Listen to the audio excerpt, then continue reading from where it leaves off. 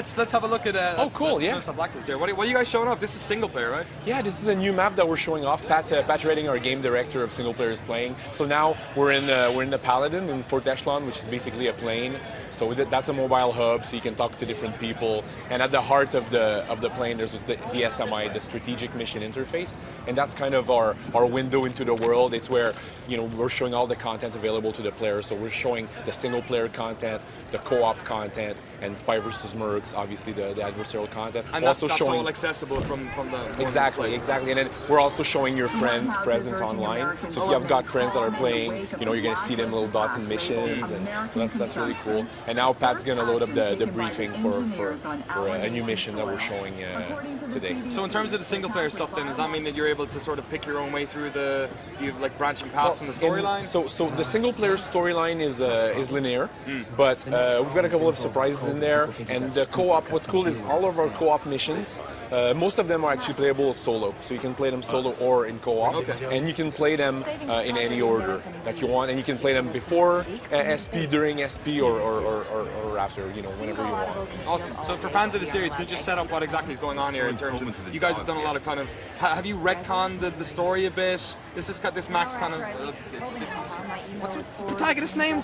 Max? Sam Fisher. That's okay, it happens a lot. People on the team mix me up with Sam sometimes. Oh really? Michael Ironside, of course, is not on in terms of the voice actor stuff. It's kind of like, is it, in terms of the story stuff, is this like a reboot, a rebranding? It's actually about 6 months after Conviction. Okay. So, if you play Conviction, you finished it, you know that at the end of Conviction, Sam is really done with the government. He's done with Grimm. He doesn't want to have anything to do with her. So at the beginning of the, we let a little bit of time pass, and then at the beginning of the game, there's the first Blacklist attack that happens, and what's our move? Sam is there. He's at ground zero of that attack, and one of his friend Vic is also there. He's injured. So when that happens, the president asks Sam to not only try to stop the Blacklist, but to become the leader of Fort Echelon. So that's interesting for us. It's giving us a new angle on Sam, a new perspective on him. Right? He's used to be the lone wolf, and now the game is about him becoming, having this transition from being the lone wolf to the pack leader. And so on. From what you guys have shown off as well, it looks very much like you were stepping back into the sort of what Splinter Cell was previously, perhaps. Yeah, at least in terms of Conviction. Very action orientated as well. How are you guys incorporating stealth? Obviously, it's such a core piece of what. Actually, we really wanted to bring back the cool stuff that really put the franchise in the map. Sam in the op suit, and we brought back a lot of elements that we didn't have time to bring in on Conviction. But really, what we're trying to do with Blacklist is really. It's the playstyles. I'm always talking about the playstyles. When we started on the game in Toronto, we read a lot of reviews of the game, of Conviction. We talked to fans. We read a lot of forums, and we realized that there were actually 3 types of players, people that love Splinter Cell. There was the purist, right? The old school stealth. Exactly. They don't want to be seen. Exactly. They want to, they want to whistle. They want to throw a sticky noise maker to make some noise, but they don't want to touch anyone. I think that's the bracket I fall into. Yeah. Okay. So there's these guys. So Pat now is showing actually the customization system. So I think one thing that I'm really excited about is that you're playing Sam Fisher, but it's your Sam. It's the way you want. So talking about the play styles, we have a lot of gadgets that support the different play styles. So sticky noisemaker, sticky camera, sticky EMP, to turn off the lights. So you can fully customize everything. The goggles, Pat's buying some goggles now. So we're really, it's all about you playing the way you want. So we've got the Ghost play style. On the other end of the spectrum, there's the players that are like, I'm Sam Fisher, I've got the freedom, I want to do whatever it takes. If I want to throw frag grenades, exactly. Body count. Exactly. So these guys, we want to give them stuff too. And then I think there's that middle player, the player that we kind of created with the gameplay loop that we introduced in Conviction, the Panther player, right? The guy that is the silent predator, is a silent killer, right? He doesn't want to be seen, but he wants to take out some people, right? So that's mark and execute, that's last known position. And we've really built the game with those 3, play styles in mind. All our economy, we've got the customization system, and that's backed by an economy system. Yeah. And after each map, you basically get an after-action report that judges you, that ranks you on what you did. And then you've got a bar that's like, you've been Ghost for 4,600 points. You've been blah, blah, blah, blah. And then if you do enough in one play style, you master that play style. You get even more money, and then you can see the scores of your friends. You can compare with them. How difficult is it to market a game in that way, where stealth sometimes when you're like releasing trailers, you're releasing gameplay, sometimes it's difficult to show off the nuance of a stealth experience. A lot of what we saw when you guys were first showing off Blacklist was very much the sort of running around, shooting dudes, smoking very fast gameplay. Is there like a tendency sometimes when you're showing off the game to do that just so it grabs people's attention? Well, it's always difficult to show.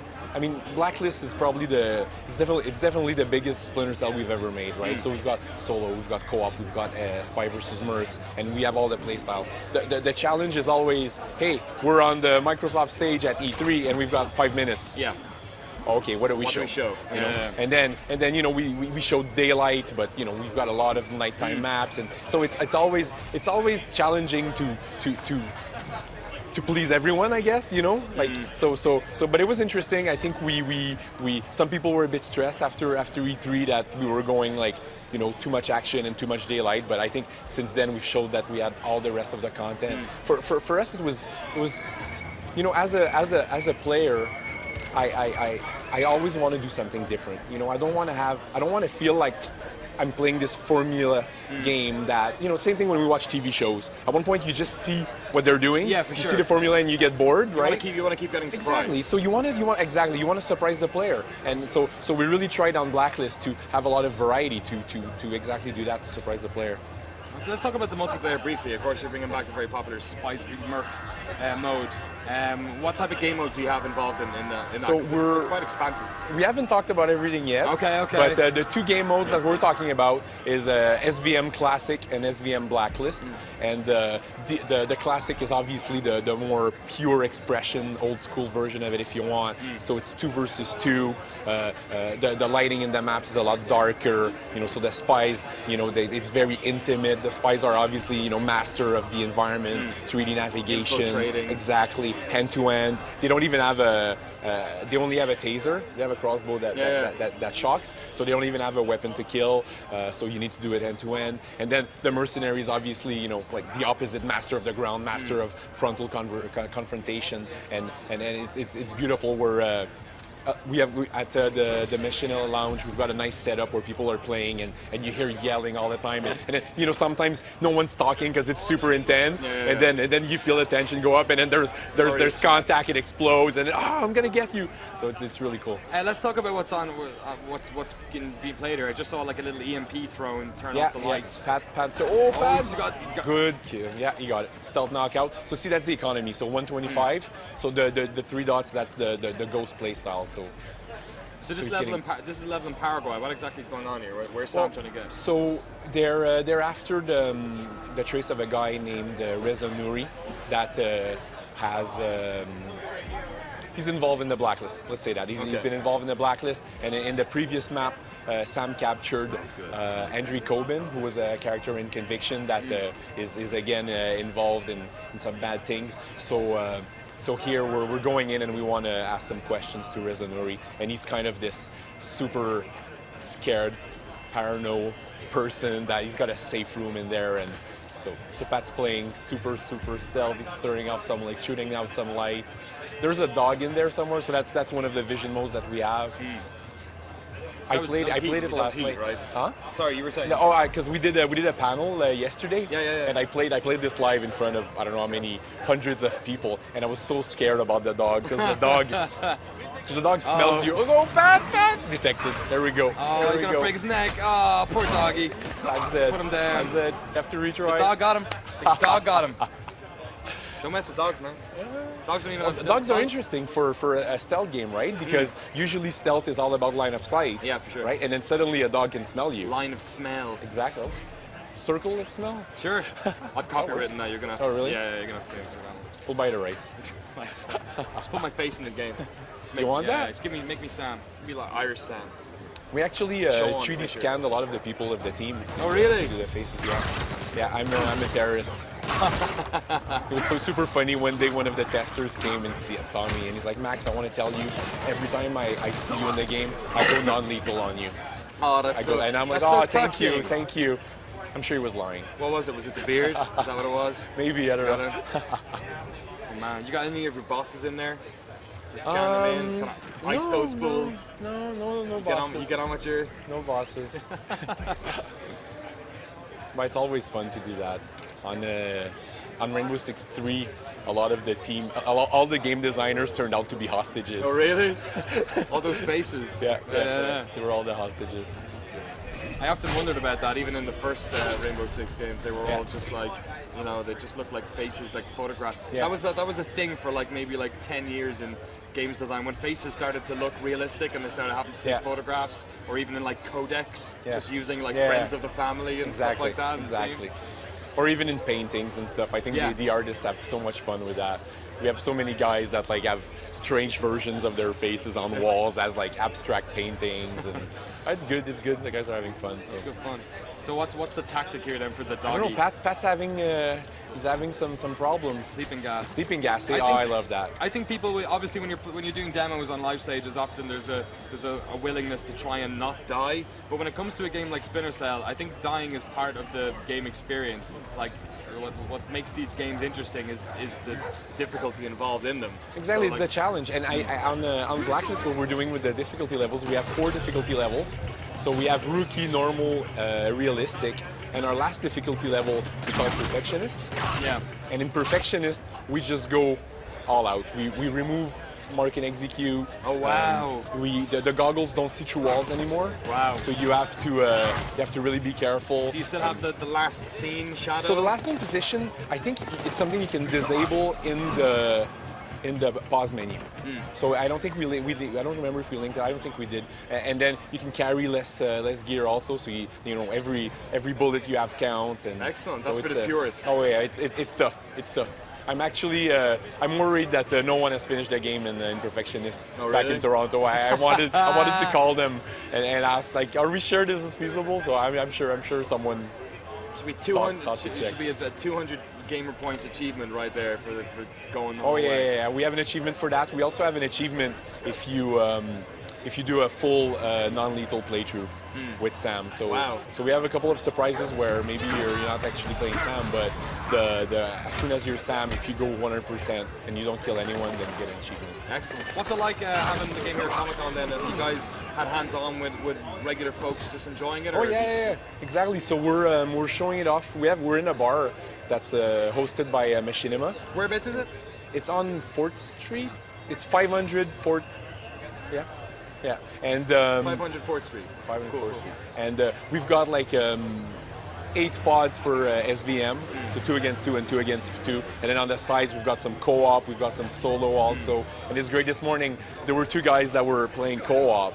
And I love co-op because you get like it's all the communication, right? Yeah. He's here, I got him. Did you see him? Wait for me, And the 2 guys were playing, and I just sat down next to them, and I was like, hey guys, how you doing? And they're like, who are you? Like, go away. And I was just, no problem. And then I was just listening to them, and it was beautiful because they were like super stressed, super tactical, and they were doing super well. And then they were playing a co-op map where were they strangers or friends? It turned out they were cousins. Okay, nice. And so they were playing one of the co-op maps where you're not allowed to be detected, and you have 3 objectives you need to do, and they were at their 3rd, and they got detected. And they're like, oh shit, blah, blah, blah. And then they're like, do you want to play? I'm like, it's okay, I play all the time, don't worry about it.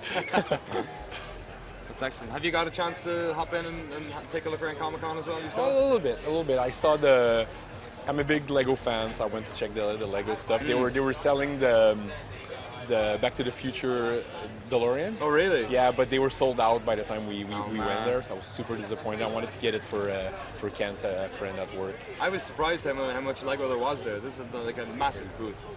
Lego is exploding. I have a 6-year-old son, and like he's so happy because I'm addicted too. So it's like, oh okay, we'll buy one. Don't worry. Yeah. All right, Pat successfully passed that point. Nice work.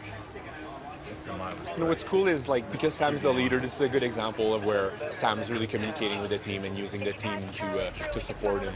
And it's something that's kind of new for Sam to not just be the guy on the ground, but also to be the leader. How old is Sam now? Like, does he age? been a couple of games. Is that what it is? Yeah. In my head, he's 50-something, maybe. You know, like it's like James Bond. Yeah. Okay. How old is Batman? How old is James Bond? And it's so, often people are like, oh, he's aging. He should retire. I don't want Sam to retire, right? Sam is great. Sam's an amazing character.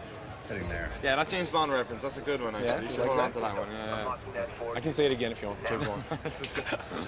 You are go.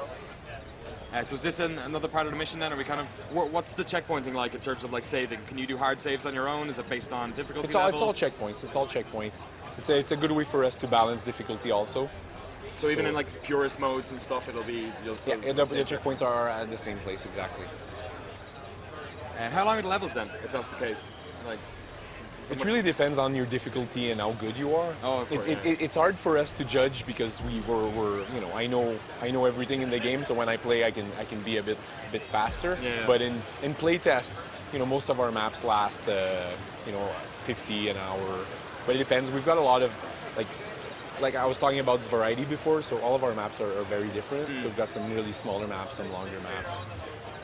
So in terms of the environments, then obviously we're looking at some sweet South American tropical nonsense going on here. Yeah, well, that was I think that was interesting for us also, right? Is because we had Fort Echelon in a plane and we could travel the world. You can go wherever you want. Exactly. It's good. Exactly. So we have a lot of missions all around the world. You know, Spy versus Mercs and co-op are also all around the world. And the single player story like starts a little bit more, you know, in Europe and all that, and then as it converges, it's more aimed at the United States, because the Blacklist are attacks on U.S. soil. So he's trying to infiltrate here again. He's using the marking He's marking system. now. He's got the sticky shocker on. Here we go. Watch yourself.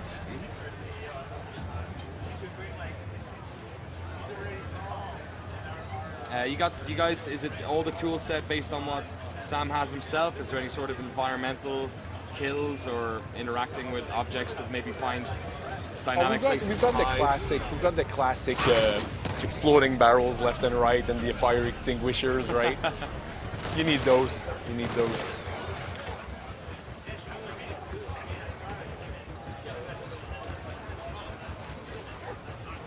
So Pat's using the last known position. Oh, Jump up, you got it. Oh man, he smoked again. I love that. Some people in the Twitch chat were saying, yeah, they got modes in these demos where you can live forever. You know, just stick on God mode and play the game. You wouldn't really get the real Splinter Cell experience, really, if that was the case. well, we do it. We do it at E3 usually. Yeah. At E3 on if you're on a Microsoft stage or on a Sony stage, so bad. or you really don't want to die. And it's crazy. I mean, those moments. I don't know why we do it. It's so stressful. Yeah. You know, playing live in front of it's like playing music or something in front of a band, right? You're performing because it's not just about playing well, but it's about making the game look good. It's about controlling the camera. It's about showing it off. And we practice so much. Like our not this E3 but the E3 before, we were at a Microsoft press conference and Alex and I were on stage and we practiced with in our hotel room for like 3 days non-stop. So just why? Why not just record it? Is it? Do you think gamers, when they're watching these, I think people appreciate it. I think people appreciate when you're playing your game live, but it's for sure it's stressful. And we had Laurent, our lead game designer, who was also practicing because you always want to have a guy in backup, right, in case Alex cuts a finger or something while waiting a steak. So the two guys were playing and they were practicing and they were so good. Like at the end of the third day of practice, just the day before the show, we recorded them playing. Yeah. And you would think that it was like one Xbox outputting at two TVs. Oh really? Yeah. They had rehearsed so well, the timing and everything. It was perfect. And then, you know, went on stage and Alex played super well and it was was a good demo. So, but it's hard, a Splinter Cell game, because RAI is systemic, right? RAI is not scripted. Yes. So it's the beauty of the game, right? You retry, and it's all about different stuff happens. Exactly, and the AI surprising you, and you trying different gadgets with the AI, and them reacting. So it just makes it for so much more stressful when you're trying to demo, exactly the perfect playthrough. Yeah, you don't want to be that one guy who messes up, or the technical difficulty. I think Battlefield 3 had a little bit of trouble this That's year. such a shame. Luck of the draw. It's seems so to be. you don't want that. On Conviction, we also did at E3 on Conviction a demo, and Alex, like, we had a bug where an AI was supposed to be standing behind cover, Yeah. and Alex was supposed to mark him, and the guy decided to crouch. The AI decided to crouch, so Alex no. couldn't mark him. And you can check that video online, but it was supposed to be bash mark the two guys when you're snake camming, then bash the door, execute, shoot the two guys, and then Nice and clean. go. And then and I'm on stage, I'm talking, Alex is playing, and it's like I'm a passenger in a car that I'm not controlling, and then we start skidding, right? I'm like, and like, we practice so much that in my head I'm playing also, I'm like, okay, mark the guy on the right, perfect, mark the guy on the, Alex, why are you not marking the guy on the, what's happening, and then, oh shit, the guy's crouched, and then Alex, he has to play, right? We can't just say, oh, we'll retry. So Alex bashes the door, executes only the guy on the right, then he turns and he shoots in the cover, the guy won't die, the guy gets up, starts shooting, the screen is flashing, Alex jumps out the window, and he saved it, he didn't die, but it was like such a crazy, like, our hearts, I think my heart stopped there, and it just restarted once we left the stage. Awesome. Well, Max, thank you for coming on. Oh, cool, thank you very much. Best of luck with the rest of the game, everyone in Thank Ubisoft you. Toronto. Tell the folks at home when Splinter Cell Blacklist is coming out. And on what platform? So soon. Too soon. August 20th. August 20th. It's coming. It's like a Nearly month. done. I know, and it's like a 360, PlayStation 3, Wii U, and PC. Awesome. Well, thanks very much for coming on stage, man. Thanks for having We're going to shoot it over to Homer, who's at Bandai at the moment, but right after that, then stick around as well, because Chris Ward is going to be playing Scribble Knots Unmasked right here at the Comic-Con 2013 booth at GameSpot at the base station. Stick around. We'll be back in a few minutes.